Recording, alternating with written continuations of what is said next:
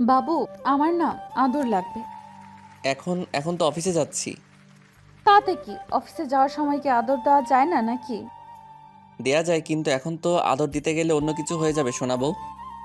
হলে হবে, সেটা তো তোমার বউয়ের সাথেই হবে। আমি তোমার 10টা না 5টা না একটা মাত্র বউ, তার সাথে তুমি উল্টাপাল্টা কিছু করতে পারবে না বলো জান? আর হলে সমস্যা কি বলো? না, সমস্যা নেই, কিন্তু এখন যদি এমন কিছু করি তাহলে আজকে আর অফিসে যাওয়া হবে না। তুমি আমাকে ছাড়বেই না, তখন কি হবে শোনাবো।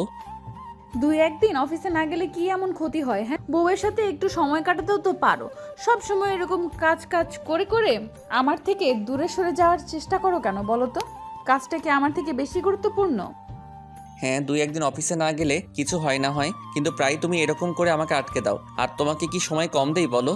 এমন না যে সাপ্তাহিক ছুটি ছাড়া তুমি আমাকে কাছে টেনে নাও না। প্রায় দিন লাঞ্চ টাইমে সময় তুমি বাসায় আসতে বলো, তখন বাসায় আসলে আর যেতে দাও না।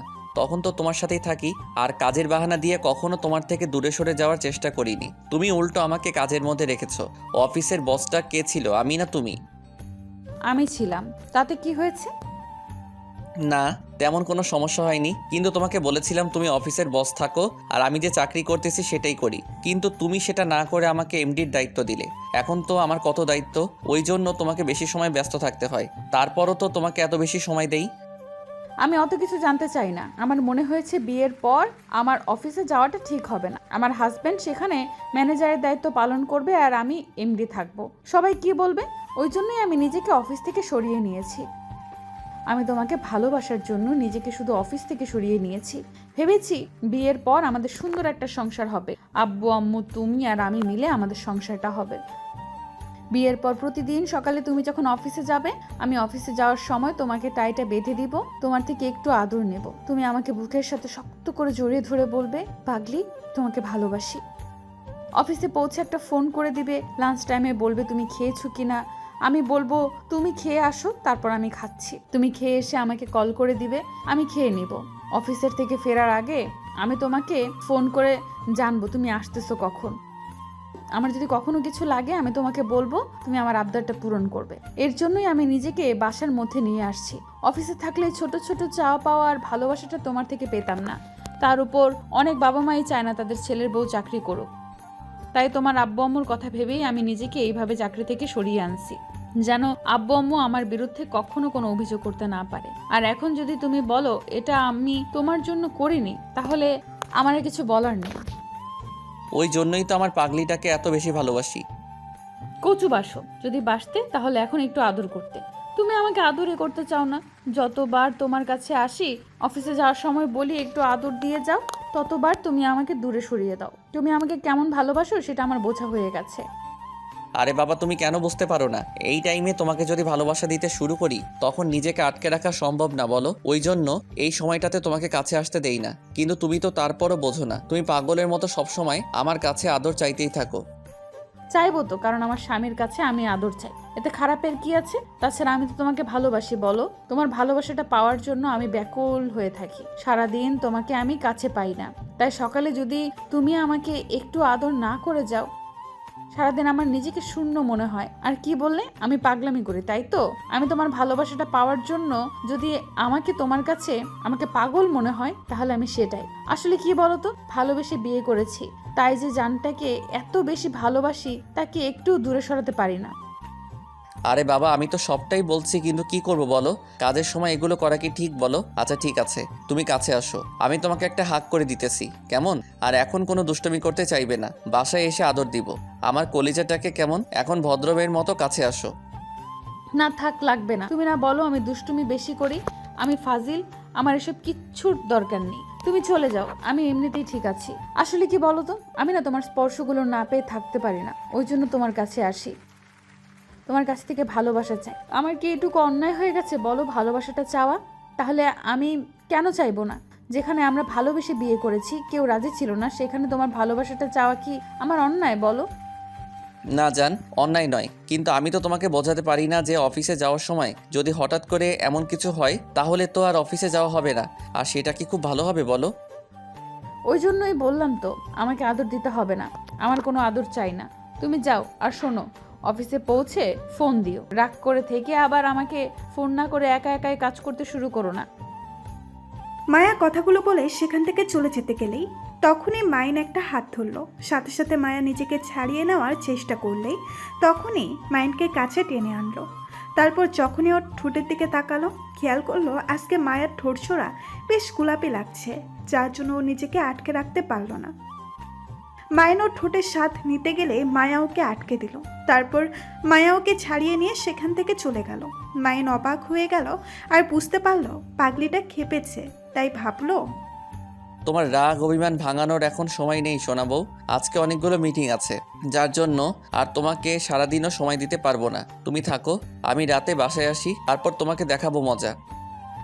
মাইন কথাগুলো ভেবে বাসা থেকে বেরিয়ে গেল। তো অফিসে গিয়ে মায়াকে ফোন দিল, কিন্তু মায়া ফোনটা রিসিভ করলো না, যার জন্য মাইনের মাথায় একটা প্রেশার থেকেই গেল যে ওর কলিজাটা ওর উপর রাগ করে আছে। সারাদিন মাইন আর কোনো কাছে তেমন করে কোনো মনোযোগ দিতে পারলো না, সবসময় শুধু মায়ার কথাটাই ভাবলো। সারাদিন কোনো রকম কেটে গেল। তো দুপুরে একটাবার মায়া মাইনকে কল করলো না। সামান্য বিষয় নিয়ে এত বেশি রেগে আছে মাইন, সেটা জানতো না। তো সন্ধ্যার মুখে মাইন বাসায় ফিরলো আর খেয়াল করে দেখলো মায়া রান্নাঘরে আম্মুর সাথে রান্না করছে। তখন মাইন মায়ার পাশে কিছুক্ষণ দাঁড়িয়ে রইল। তারপর ওর কোনো রেসপন্স নেই। আম্মু বুঝতে পারলো হয়তো কিছু একটা লাগবে, আর মাইন হয়তো মায়াকে কিছু বলতে চায়। তো আম্মু আছে বলে মাইন গিয়ে ফ্রেশ হয়ে ডাইনিং রুমে আসতেই দেখলো মায়া রান্নাঘরে একা। মায়ার সারা মুখে একটা ক্লান্তির ছাপ।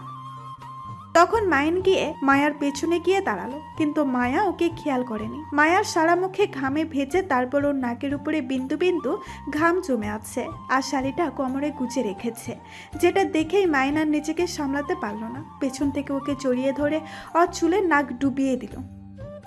মাইনের এমন দ্বারা কর্মকাণ্ডে প্রথমে মায়ার খুশি হলেও আবার পরক্ষণেই ভেবেছিল সারা দিনে কোনো খোঁজ খবর ছিল না। আমি একটু রাগ করেছি, আমার রাগটা ভাঙানোর চেষ্টাও করলো না, আর এখন আসছে ঠং দেখাতে। কথাগুলো ভেবে মায়া নিজেকে ছাড়িয়ে নেওয়ার চেষ্টা করলেই তখন মাইনকে আরো শক্ত করে জড়িয়ে ধরলো, যার জন্য মায়া চোখ মুখগুলো বন্ধ করে নিল আর কেমন যেন দুই হাতের শাড়িটা আঁকড়ে ধরলো। আর এরকম কর্মকাণ্ডে চুপচাপ করে মাইন বুঝতে পারলো আর এখন আদর চাই। মাইন ওকে অনবরত কিস করতে লাগলো, যার জন্য মায়া চুপ করে থাকতে পারলো না। যখনই ওর দিকে ঘুরে ওকে শক্ত করে জড়িয়ে ধরবে, তখনই মনে পড়ে গেল সকালে মাইনের কাছে একটু আদরের জন্য আবদার করেছিলাম, আর মাইন ওকে দূরে সরিয়ে দিয়েছিল। সবটা মনে করতেই মাইনকে জোরপূর্বক ছাড়িয়ে নিল। মাইন একটু অবাক হলেও তারপর আবার ওকে জড়িয়ে ধরতে গেলেই মায়া বলতে লাগলো, অফিস থেকে এসে এত আদিক্ষেতা দেখাতে হবে না, যাও কাজ করতে যাও, ডিস্টার্ব করো না। কি হয়েছে? তুমি এমন করে কথা বলতেছো কেন? আজকে মনে হয় প্রথম কিচেনে তোমার কাছে আসলাম, আর অফিস থেকে ফিরে তো প্রথমে তোমার সাথে দেখা করি। তুমি সেটা জানো না? তাহলে এমন করে কথা বলতেছো যে? এমনিতেই ভালো লাগছে না, যাও গিয়ে বসে থাকো, আর না হলে রুমে গিয়ে রেস্ট নাও। যখন ভালো লাগবে তখন ভালোভাবে কথা বলবো। শরীর খারাপ করেছে শোনাবো?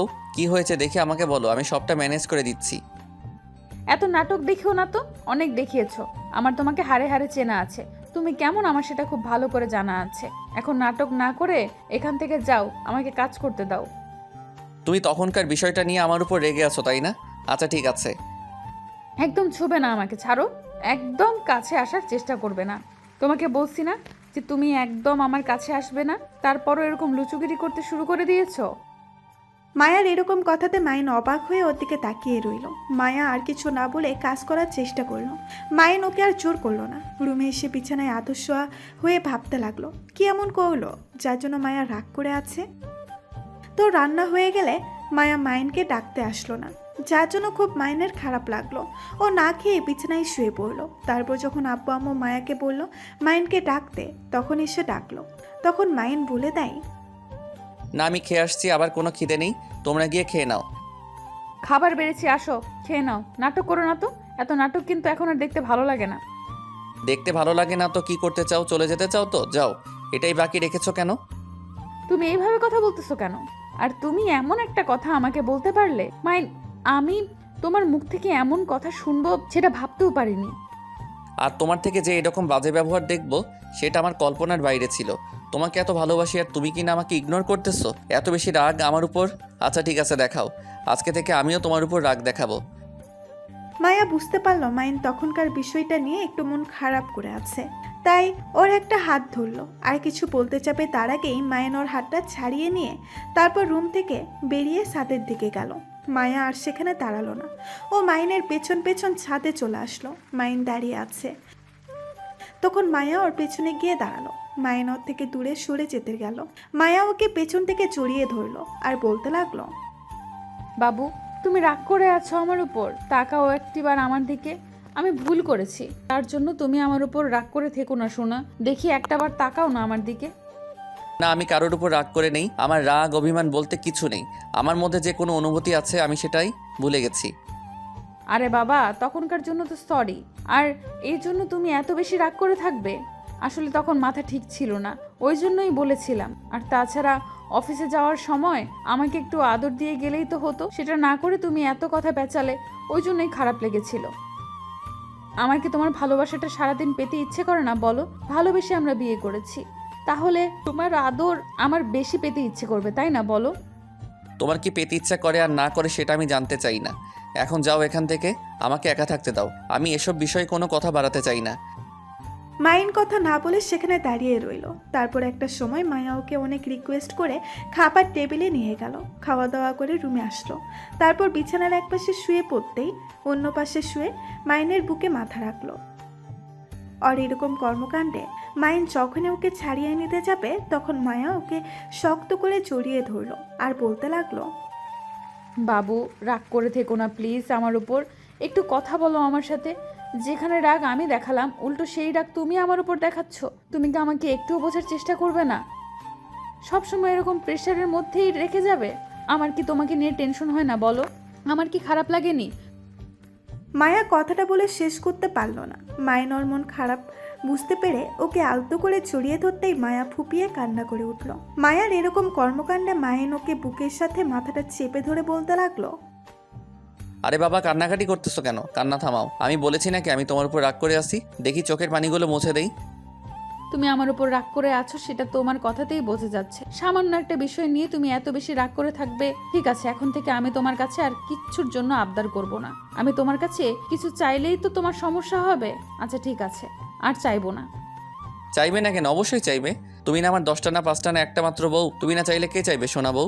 এখন দেখি তাকাও আমার দিকে। আর কান্না করতেছো কেন? আমি তো তোমার কাছে আছি, বলো। কাছে আছো কিন্তু আদর তো করতেছো না। এই জন্য কান্না করতেছো? আচ্ছা ঠিক আছে, আদর করে দিচ্ছি। শুধু আদর করলেই হবে না, অনেক বেশি আদর করতে হবে, অনেক বেশি ভালোবাসতে হবে। আরে বাবা, বাসবো তো। এখন দেখি তাকাও আমার দিকে। মায়া মুখটা তুলতেই মায়ের ওর চোখের পানিগুলো ঠোঁট দিয়ে চুষে নিয়ে তারপর ঠোঁটের সাথে নিজের ঠোঁট ছোড়া মিলিয়ে দিতেই মায়া যেন বেপরোয়া হয়ে উঠল। পাগলের মতো কিস করতে লাগলো। মায়ের ওর রেসপন্স দিতে লাগলো, তো ভালো থাক, ভালোবাসা।